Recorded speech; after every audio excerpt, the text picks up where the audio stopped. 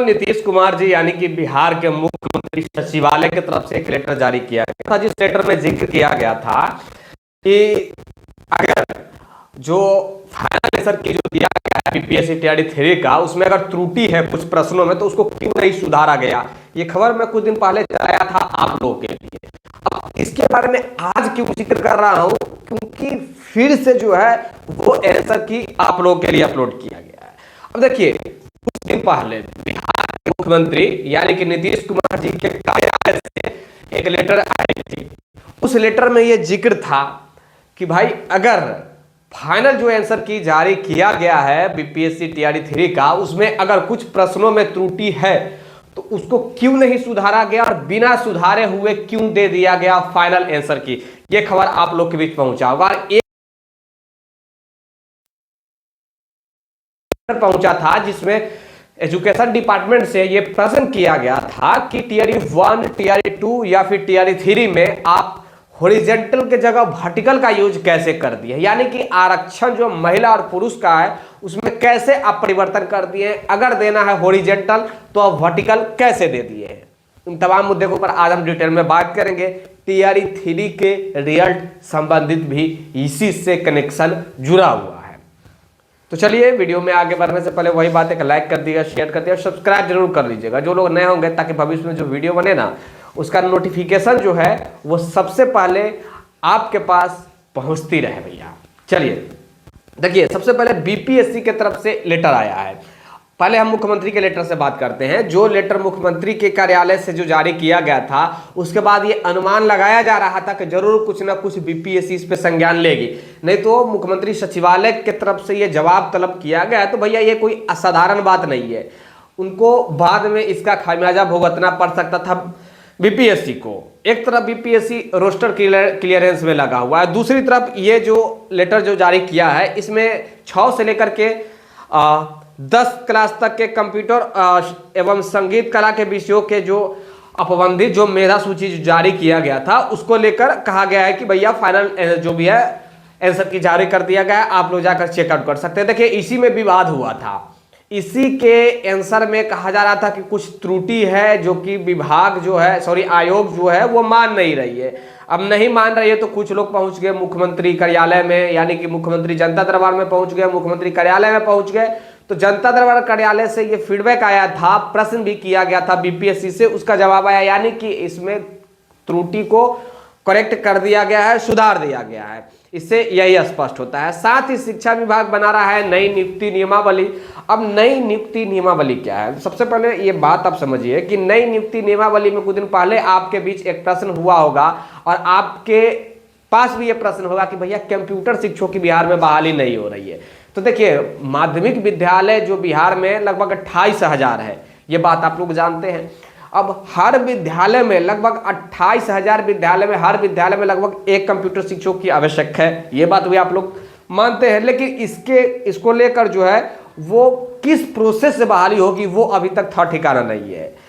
अभी तक के हिसाब से जो देख रहे हैं बिहार में शिक्षकों की जो बहाली हो रहा है वो बीपीएससी द्वारा हो रहा है, यानी कि बिहार लोक सेवा आयोग फेज 1 हो, फेज 2 हो, फेज 3 हो, इसके द्वारा बहाली हो रहा है। तो मेरा कहने का मतलब ये है कि जो कंप्यूटर शिक्षकों की जो बहाली होगा ना, इसका प्रोसेस नियमावली ही अलग होगा, क्योंकि इसका नियमावली में ये जिक्र किया गया है कि लगभग कक्षा 9 से लेकर के कक्षा 12 क्लास तक के जितने भी मध्य विद्यालय है उसकी संख्या बिहार में लगभग देखा जाए तो 28,000 है। तो ये कंफर्म अभी नहीं किया गया है कि 28,000 सीट आने जा रही है कंप्यूटर शिक्षकों का या फिर कितना आएगा, लेकिन 28,000 विद्यालय है। मैं ये बात बता रहा हूँ आपको, ये भी जिक्र किया गया है और ये भी जिक्र किया गया है कि जो शिक्षा विभाग जो है वो नियमावली बना रही है। तो ये स्पष्ट हो गया है कि जो बीपीएससी का जो प्रोसेस है, जिस प्रोसेस से बीपीएससी में 1 से लेकर के 12 क्लास तक की जो शिक्षकों की बहालियां होती है, उस प्रोसेस से अब बहाली नहीं होंगी। बस सीधा आप समझ जाइए, इसका प्रोसेस कुछ और होगा, कंप्यूटर शिक्षकों का प्रोसेस जो होगा बहाली करने का कुछ और होगा। तो आई थिंक आपका ये मैटर भी समझ में आ रहा होगा। यानी कि मैं कह सकता हूं कि अच्छे तादाद में आप लोग शिक्षकों की सीट फिर से बिहार में देखने को मिलने वाली सीएस का, यानी कि कंप्यूटर साइंस शिक्षकों का, जो लोग कंप्यूटर की डिग्री कर चुके हैं, जिनका कंप्यूटर का इंतजार है कि भैया कंप्यूटर वाले का आएगा या नहीं आएगा। कहा जा रहा था कि 7,700 से भी अधिक सीट आने की संभावना है। तो लीजिए, यहाँ कहा जा रहा है कि 28,000 सरकारी मध्य विद्यालय है बिहार में, हो सकता है कि प्रत्येक विद्यालय में आ जाए। ये खैर अभी क्लियर नहीं किया गया, ये कैबिनेट की बात है। ये कैबिनेट में जब बैठक होगी मुख्यमंत्री के जो भी है अध्यक्षता में, तो उस कैबिनेट में मुहर लगेगा। कितने सीट पे मुहर लग रहा है ये अभी कहना मुश्किल होगा, लेकिन मान के चलिए कि अब जो है बीपीएससी वाला प्रोसेस से अब बहाली सीएस की नहीं होगा, यानी कि कंप्यूटर शिक्षकों का नहीं होगा। आप लोग अब आप समझ गए होंगे।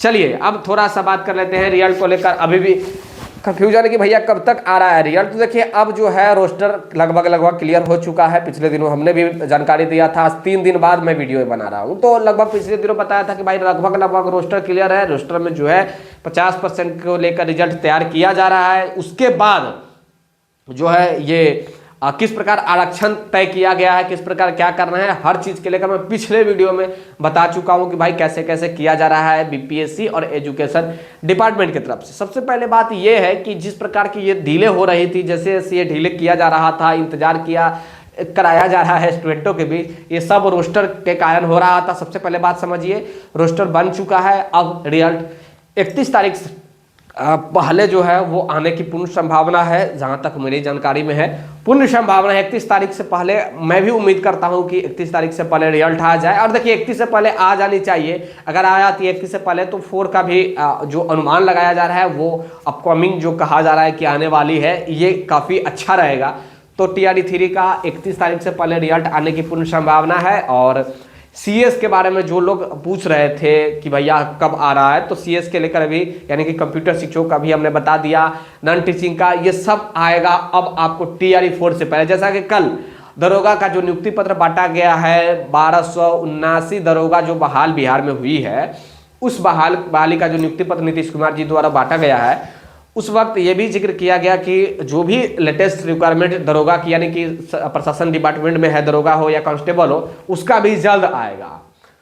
तो केवल दरोगा और पुलिस का ही नहीं आएगा, एजुकेशन डिपार्टमेंट में भी आप देखेंगे कि अपकमिंग जो दिखाया जा रहा है वो भी जल्द ही आप लोग को देखने को मिलने वाला है। अब ये मत कुछ लोग सोचिएगा कि भैया मेरे बात नहीं कर रहे हैं नॉन टीचिंग का, लाइब्रेरियन का, या फिर विशेष शिक्षकों का, या फिर CS का, या फिर जो जनरल टीचर है 1 to 12 उसका।